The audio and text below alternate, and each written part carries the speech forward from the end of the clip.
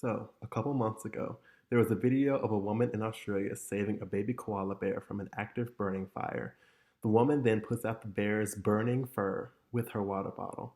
The woman then proceeds to wrap the bear in a towel and immediately transport him to the nearest animal care facility. This is only a glimpse of the tragic events that have happened down there in Australia. Many of you may have heard of the Australian wildfires, but do you know what an effect these fires have had on that entire continent?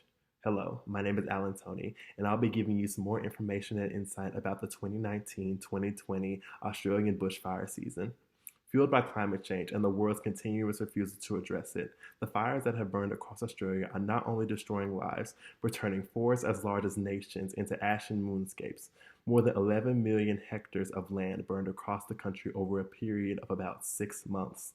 Today, I will give you facts pertaining to that poor koala and the many other animal species being affected by the fires, as well as give you information about some of the permanent damages that have been held on Australia.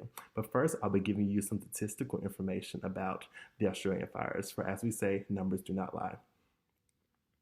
In a survey conducted in Australia, about 57% of Australians had experienced some kind of direct impact of the bushfires or smoke. 43% say that they did not have any direct impact. In polls taken from the Australian Institute, 26% of those in that previous survey said that they had experienced some sort of health impact directly from the smoke. The survey was restricted to adults in ages 18 and up. The fires have today killed at least 24 people and have destroyed over 2,000 homes. Next, I'll be giving you some animal statistics. More than 1 billion animals are now thought to have been killed by the record-breaking wildfires in Australia, according to a predominant scientist whose new estimate is more than double what had been predicted mere months ago. 25,000 koalas have been killed, and 10,000 feral camels are expected to be shot and killed. In a report by Lisa Marie Williams in NBC News, Australia is home to a rich diversity of animals, including 300 species native to the continent. Scientists are concerned that the wildfires may wipe out the entire species or alter some ecosystems permanently. Lastly, I'll be giving you some of the permanent effects that are now being held in Australia. As bushfires in New South Wales are finally contained, attention is turning to nature's recovery. Green shoots are sprouting and animals are starting to return, but we must accept that in some cases, Australia may never return to its original form.